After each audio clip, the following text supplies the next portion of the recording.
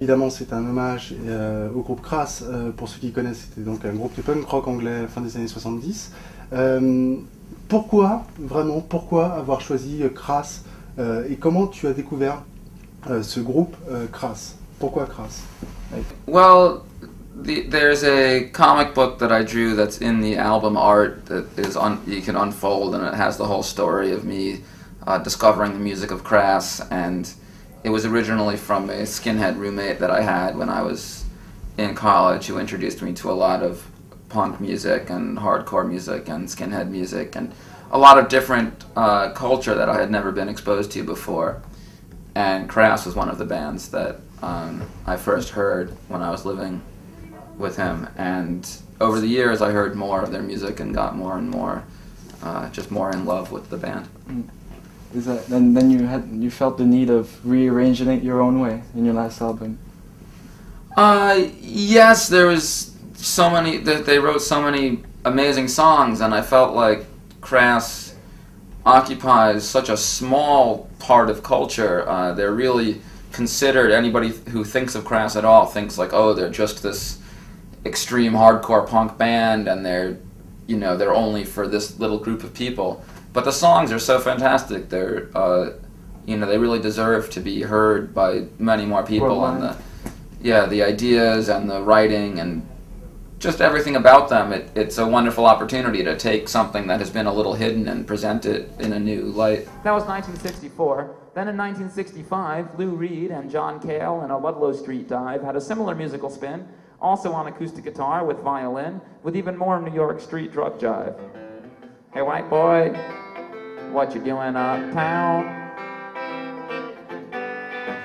Hey white boy, you chasing our women around? Pardon me, sir, nothing could be further from my mind. I'm just waiting for a dear, dear friend of mine. I'm waiting for the man. Donc là, il faut savoir que Jeffrey Lewis est ce soir à Paris, demain tu es en Norvège, et après tu vas donner je crois 2 ou 3 dates à Londres. Évidemment, il y aura le public londonien, peut-être les fans de Crass. Je voudrais savoir comment tu vas donner tes concerts à Londres, puisqu'il y aura les fans de Crass et peut-être Crass d'ailleurs. Well, many members of Crass have been coming to our shows in the past 6 months, and it's very exciting and amazing to meet them at in London, in Cambridge, in New York City. And different members have come on stage and done stuff on stage with us during the shows. It's really, it's just so cool that they're so friendly and so generous, and they seem very happy that the project exists. I was a little scared at first when I was first going to put the album out. Maybe they won't like it, or maybe maybe they're really scary people or something. But they've been really great. Tell us about Tom Verlaine and the New York City scene. Well, Tom Verlaine I've never met, so I can't really say. I've met Television's drummer Billy Ficca, who also drummed in the Waitresses. He plays drums for Latch, who's a performer in New York that I know. Monday, nothing. Tuesday, nothing. Wednesday and Thursday, nothing. Friday for a change, a little more, nothing. Saturday, once more, nothing. Fucking, nothing. Sucking, nothing. Flesh and sex, nothing. The world's great books are a great set of nothing. Social anthropology, I know nothing. Nothing. Well, we just stayed with David Herman Dune and his girlfriend in Los Angeles. They're staying there for a short time, so Helen and I did a performance in Los Angeles maybe 2 weeks ago, and stayed with them and had David play some music on stage with us at the show. And we got to hear the new Herman Dune album. It's not mixed yet, but he gave us an advanced copy, so that's always cool. And yeah, I just love their music.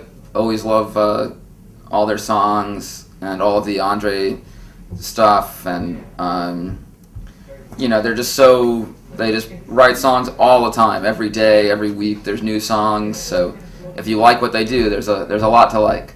It never. The songs never end. So once you like it, then it's just like a whole field of endless songs.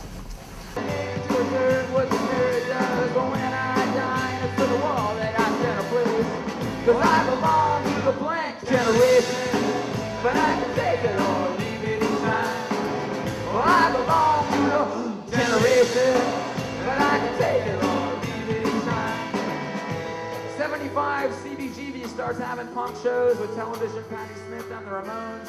76, punk fanzine begins then. The whole thing moved over to England. England stole all the credit, and that's how it goes. The end. Complete history of the development of punk on the Lower East Side of New York, 1950 to 1975. Et comment ça va s'effectuer ton concert de ce soir? So your concert tonight, are you gonna do tributes to Patti Smith or something? How's it gonna go on? Well, I don't know. We never know what we're going to play until it's time to play.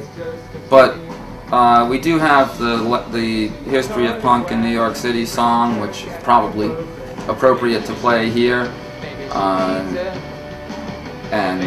But I don't know.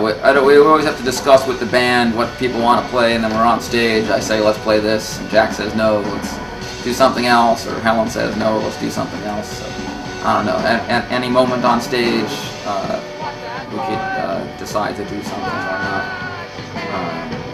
I wish I was in the kind of band where I was the leader, and I said, okay, tonight we play this, and everybody says yes. But no.